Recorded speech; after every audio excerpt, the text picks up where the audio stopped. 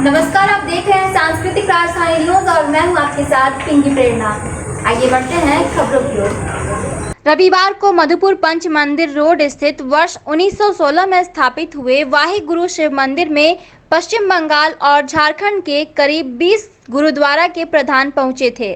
सिखों का यह जुटान इस मंदिर में करीब 111 वर्षों से रखे पवित्र गुरु ग्रंथ साहिब को ले जाने के लिए हुआ। बता दें कि पिछले कुछ वर्षों से देखरेख और अनियमितता के अभाव की जानकारी सिख समुदाय को मिली और इसे ले जाने के लिए गुरुद्वारों के प्रधान मधुपुर पहुंच धार्मिक अनुष्ठान और गुरु ग्रंथ पाठ का आयोजन किया। मौके पर मंदिर में स्थापित भगवान शिव की भी एक साथ आराधना की गई।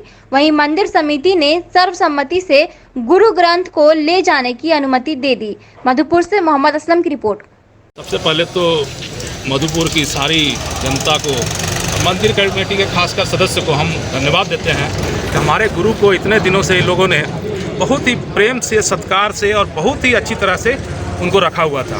लेकिन चूंकि हमारी एक बेटी यहाँ पर बैंक में नौकरी करती थी, उसे किसी तरह पता चला कि यहाँ गुरु ग्रंथ साहब जी है। उन्होंने जाके बताया। उसके बाद 2-3 महीना से हम लोग आना जाना चालू किए। फिर हम इन लोग का श्रद्धा देखकर हमारा मन खुश है। लेकिन जैसे हर पूजा होती है, हमारे गुरु ग्रंथ साहब जी का सुबह शाम प्रकाश होना जरूरी है। प्रकाश पाठ होना जरूरी है और शाम को उसका विश्राम घर अलग होता है। इनको हम किताब नहीं मानते, हम इनको गुरु ग्रंथ साहब जी को जिंदा गुरु मानते हैं। हमारे गुरु गोविंद सिंह जी ने कहा है कि गुरु मान्यो ग्रंथ, तो इसलिए हम लोग गुरु ग्रंथ साहब जी को जिंदा गुरु मानते हुए अगर सुबह में इनका जो भोजन है वो सवेरे पाठ है, शाम का भोजन पाठ है, रात को विश्राम करते हैं। अगर गर्मी रहती है तो हम लोग AC लगाते हैं, ठंडा रहता है तो कंबल देते हैं। तो इसी तरह सत्कार करते हैं। फिर मैंने आके यहाँ के ट्रस्टी को, सारी संगत ने आके समझाया कि देखिए आप बहुत सेवा कर रहे हैं, लेकिन जो हमारा पूजा पाठ का प्रक्रिया है वो नहीं हो पा रहा है। या तो आप लोग उस तरह पूजा पाठ कीजिए, हमको कोई दिक्कत नहीं। हम लोग को सिख संगत बहुत खुश है कि आप लोगों ने इतने सत्कार से, इतने सालों से, ऐसे अगर मान लीजिए इसका सेवा भाव नहीं होता तो इतने सालों से नहीं रह सकता था। इसलिए हम लोग को तो मान लीजिए लोग पैर पकड़ के धोना चाहिए। लेकिन चूंकि अब इसका सत्कार करने के लिए सिस्टम नहीं है, यहाँ पंजाबी घर नहीं है। उसके बाद एक और मुद्दा जब आया, जब हम लोगों ने गुरु ग्रंथ साहब जी खोला कि हम लोग के भाई रमान है, गुरु ग्रंथ साहब जी क्या है, इसको देखा जाए, तो हम लोगों ने देखा कि ये 1904 ईस्वी का बना हुआ गुरु ग्रंथ साहब जी है।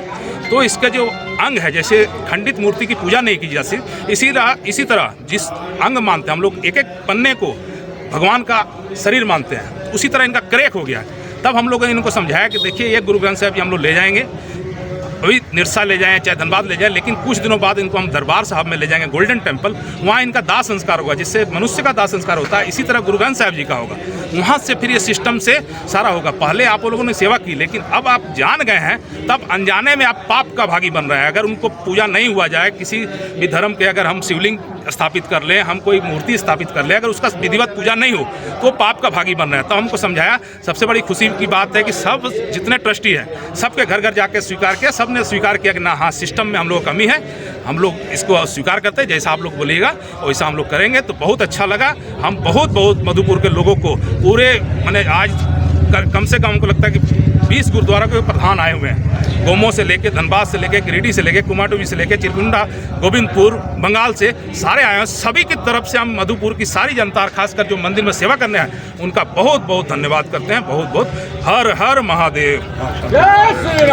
सभी को नमस्कार करते हुए यही कहना चाहता हूँ कि हमारे श्री गुरु ग्रंथ साहब, जिनको हम लोग प्रत्यक्ष गुरु मानते हैं, वो धर्म ग्रंथ आप लोग जो भी समझते हैं, उस विषय में सिर्फ मैं यही कहना चाहता हूँ कि यहाँ पर धर्म ग्रंथ, हम लोग को जानकारी मिली कि यहाँ पर धर्म ग्रंथ है, तो हम लोग प्रत्यक्ष गुरु मानते हैं। इसलिए हम लोग सब चाहते हैं कि जहाँ पर इनकी सेवा नहीं की जा सकती, यहाँ पर इनके बारे में पढ़ने के लिए, समझने के लिए, सेवा करने के लिए कोई व्यवस्था नहीं है। तो जहाँ पर सेवा नहीं होती वो बेअदबी है। तो बेअदबी होना अच्छी बात नहीं है।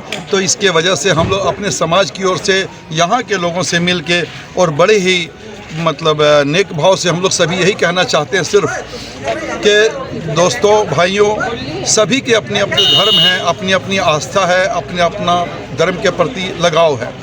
तो लोगों को ये करना चाहिए कि किसी की दूसरे की आस्था को चोट नहीं पहुंचे, ऐसा काम करें। तो हम लोग बड़े ही विनम्र भाव से पहले भी आगे सभी लोगों से मिले हैं और सभी से हम लोगों ने रिक्वेस्ट करी है कि भाई देखिए इसमें क्या हो रहा है कि आप लोग अगर सेवा कर पाते हो तो ज़रूर करो, हम लोग भी उसके साथ हैं। लेकिन यहाँ पर हमारे सिख संगत नहीं है, तो यहाँ सेवा अगर नहीं हो पाती है तो ये बेअदबी नहीं होनी चाहिए। आप लोग देखे होंगे कि सरदार जी लोग कोई भी तरह का बीड़ी, सिगरेट, तंबाकू ये सब उपयोग नहीं करते हैं, लेकिन सबकी अपनी अपनी आस्था है।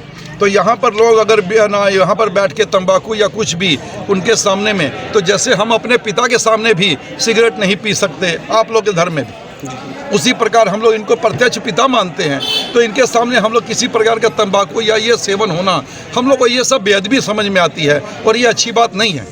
इस वजह से हम लोग चाहते हैं कि सभी की आस्था अक्षुण्ण रहे, सभी अपनी ओर से 1909 से मैंने वो लोग आया बोला कि आप लोग पूजा पाठ कर नहीं सकते हैं, इसका अपमान करते हैं, हम लोग को स्वेच्छा से दे दीजिए या आप लोग पूजा करिए। तो हम पुजारी दे रहे हैं सरदार और उसका एगो सेवक दे रहे हैं, उसके पीछे आपको 25,000 रुपया खर्च। तो हम लोग खर्च बहन कर नहीं पाते हैं। तो आप लोग कमेटी का सबका डिसीजन है।